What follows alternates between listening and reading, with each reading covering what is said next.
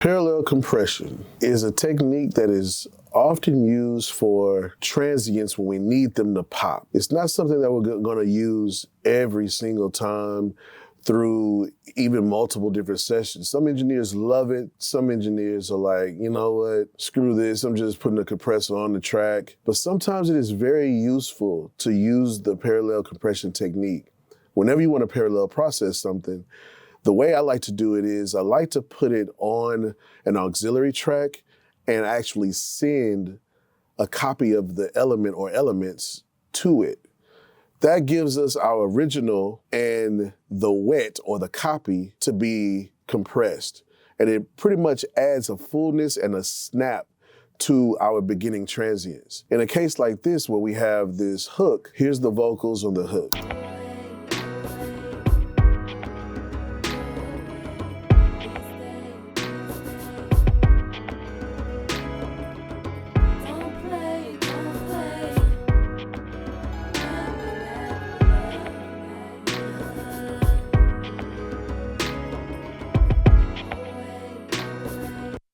So we can hear that the vocals, they're there, they sound nice, they were performed pretty well, but at the end of the day, they're weak in comparison to everything else that we've been doing.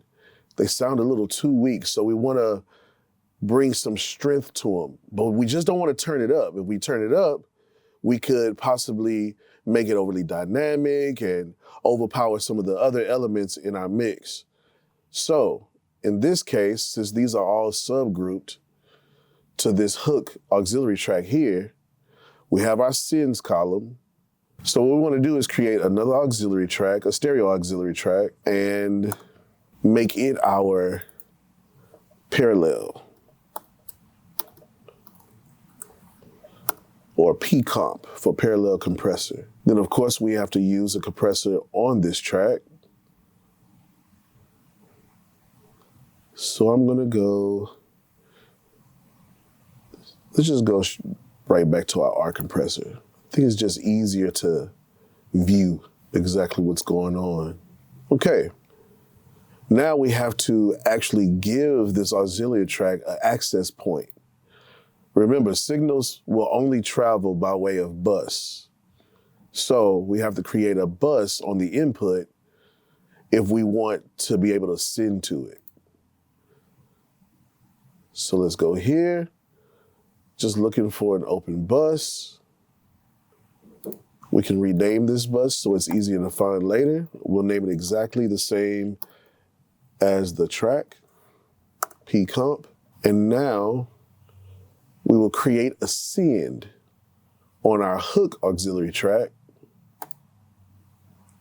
Remember, it has to travel by bus, so I want to connect it to the same exact bus to access our P-comp. And see here, it's already named. So now, this is my wet signal or my send signal, while this guy here is the actual channel fader.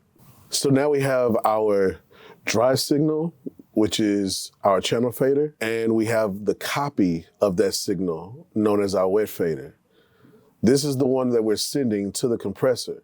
Right now, if we send that audio, we're not getting anything, even if we raise this fader up, because the compressor is not engaged to do anything.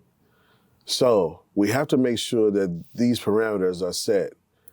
What I'm gonna do is give it maybe a 4:1 ratio. Pretty good compression. It's not squashing, but it's not too gentle. Let's hit play.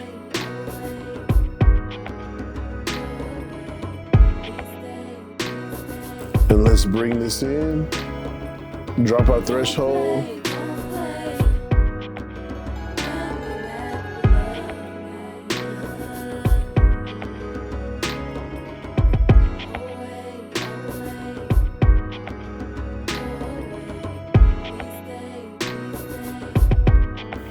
Maybe get a little boost in our gain, makeup gain.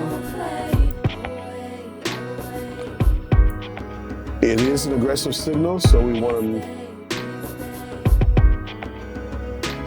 give it a nice, healthy attack.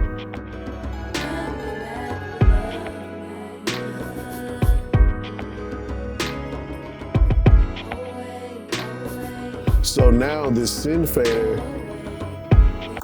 is going to determine just how much signal I'm pushing into that compressor to be compressed. And with all of these backgrounds here going to this subgroup auxiliary, which is being sent to this compressor, we're getting a healthier type of vocal.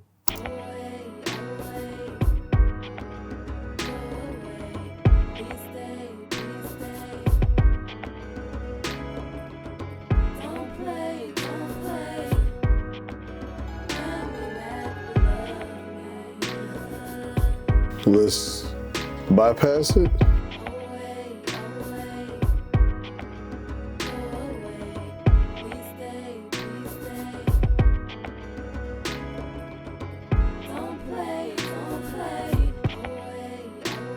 So what we've just done with the parallel compression is, instead of just turning it up, we wanted to get some of the volume and good dynamics going without it still being overbearing with those dynamics.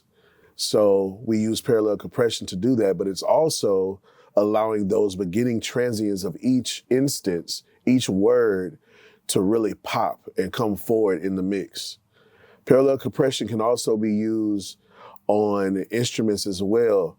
A lot of us engineers will use it on mainly drums. Some will use it on vocals, for the most part, but mostly it gets used on drums because it really causes that snare and that kick and those hi-hats to really ring out, to really pop in the mix. But you can use them, as I just did on these vocals, when you want to create that same type of scenario for your sound to really come and stand out. And that is my way of parallel compression. So once again, this is Maestro from Avant Media Institute, and we just went over a few techniques about compression. If you like everything that you heard and it's helpful to you, make sure to like and subscribe. See you later.